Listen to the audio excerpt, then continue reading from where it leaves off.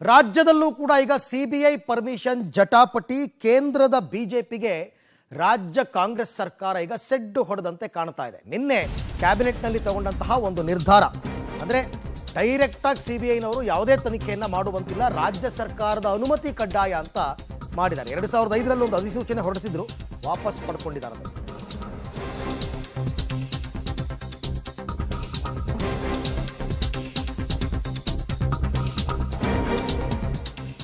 ರಾಜ್ಯದಲ್ಲಿ CBI permission ಜಟಾಪಟಿ. ಕೇಂದ್ರದ ಬಿಜೆಪಿಗೆ ಈಗ ಕೈ ಸೆಡ್ಡೊಡೆದಿದೆ.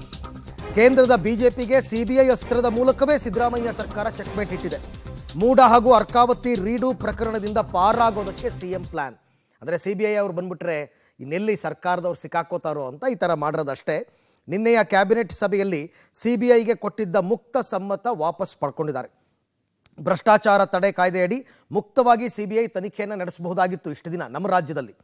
ಇನ್ನು ಮುಂದೆ ರಾಜ್ಯದಲ್ಲಿ ಪ್ರಕರಣಗಳ ತನಿಖೆಗೆ ಸರ್ಕಾರದ ಅನುಮತಿ ಬೇಕು, ಇಲ್ಲ ಕೋರ್ಟ್ ಹೇಳಬೇಕು.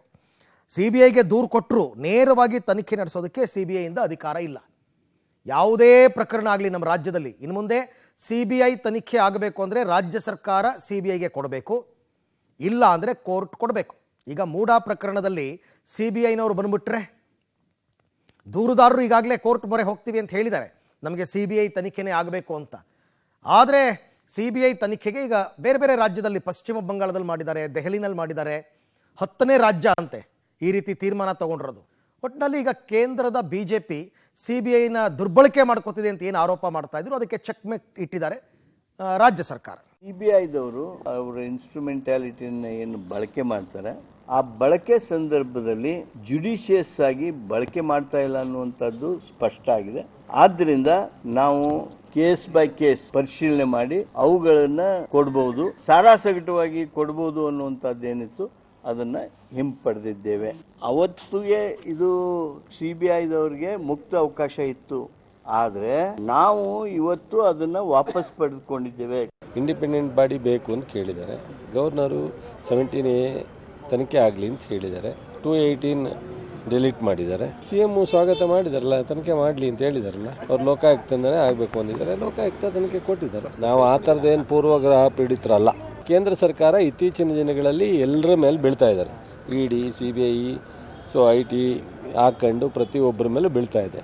ಸೊ ಅದಕ್ಕೋಸ್ಕರ ಈ ಹಿಂದೆ 50 ವರ್ಷ ಕಾಂಗ್ರೆಸ್ ಸರ್ಕಾರ ಇದ್ದಾಗ ಈ ಥರದ ದುರುಪಯೋಗ ಆಗೇ ಇರಲಿಲ್ಲ. ಕಾನ್ಸ್ಟಿಟ್ಯೂಷನ್ ಏನೋ ದುರುಪಯೋಗ ಮಾಡ್ಕೊಂಡಿರಲಿಲ್ಲ. ಇವತ್ತು ಆ ಥರ ನಡೀತಾ ಇದೆ, ಎಲ್ಲರ ಮೇಲೆ ಪ್ರಭಾವ ಬೀರ್ತಾ ಇದ್ದಾರೆ. ಅದಕ್ಕೋಸ್ಕರ ಎಲ್ಲ ರಾಜ್ಯಗಳು ಈ ಥರ ಈ ಹಗರಣಗಳನ್ನು ಮುಚ್ಚಾಕುವಂಥದ್ದಕ್ಕೆ ಯಾರು ತನಿಖೆನೇ ಮಾಡಬಾರ್ದು, ಯಾರು ಬರಬಾರ್ದು, ತನಿಖೆನೇ ಆಗಬಾರ್ದು, ಇವರೇನೇ ನುಂಗಿದ್ರು ಕೂಡ, ಲೂಟಿ ಹೊಡೆದ್ರು ಕೂಡ ತನಿಖೆ ಮಾಡಬಾರ್ದು ಅಂತೇಳಿ ಸಿಬಿಐಗೆ ಇದ್ದಂಥ ಅಧಿಕಾರವನ್ನು ತೆಗೆದುಹಾಕಿದ್ದಾರೆ. ಇದರಿಂದ ಅವರು ಲೂಟಿ ಹೊಡೆಯೋದಕ್ಕೆ ಒಂದು ಹರದಾರಿ. ಈಗ ಯಾರೋ ಒಬ್ಬ ಕಳ್ಳ ಇರ್ತಾನೇನು, ಆ ಕಳ್ಳನೇ ಇಲ್ಲಿ ನಾನು ಕಳ್ತನ ಮಾಡೋಕ್ಕಾರೆ ಯಾರು ಬರಬಾರ್ದು ಅಂತ ಆದೇಶ ಮಾಡ್ಕೊಂಡಂಗೆ ಆಗಿದೆ. ಇವ್ರಿಗೆ ಈಗ ಭಯ ಶುರುವಾಗಿದೆ. ಎಲ್ಲಿ ಸಿಬಿಐಗೆ ಹೊರಟೋಗುತ್ತೋ, ಸಿಬಿಐಗೆ ಹೋದರೆ ಬಂಧನ ಆಗುತ್ತೆ, ಸಮಸ್ಯೆ ಶುರುವಾಗುತ್ತೆ.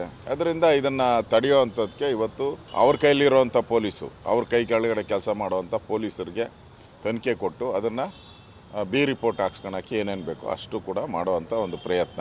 ಕಾಂಗ್ರೆಸ್ ಪಾರ್ಟಿ ಮತ್ತು ಸಿದ್ದರಾಮಯ್ಯನವರು ಸಂಪೂರ್ಣವಾಗಿ ಭಯಭೀತರಾಗಿದ್ದಾರೆ. ಆ ಭಯದ ಕಾರಣದಿಂದ ಈ ರೀತಿ ಅತ್ಯಂತ ಕ್ಷುಲ್ಲಕವಾದಂತಹ ರಾಜಕಾರಣವನ್ನ ಮಾಡುವ ಪ್ರಯತ್ನವನ್ನ ಮಾಡ್ತಾ ಇದ್ದಾರೆ. ಕ್ಯಾಬಿನೆಟ್ ಸಿಬಿಐ ನೇರವಾಗಿ ತೆಗೆದುಕೊಳ್ಳಲಿಕ್ಕೆ ಬರಲಾರದಂತೆ ಡಿಸಿಷನ್ ತೆಗೆದುಕೊಂಡಿದ್ದಾರೆ. ಇದು ತಮ್ಮನ್ನ ತಾವು ರಕ್ಷಿಸಿಕೊಳ್ಳಲಿಕ್ಕೆ, ಭ್ರಷ್ಟಾಚಾರದಿಂದ ರಕ್ಷಿಸಿಕೊಳ್ಳಲಿಕ್ಕೆ ಮಾಡಿರುವಂತಹ ಒಂದು ದೊಡ್ಡ ಪ್ಲಾನ್ ಇದು.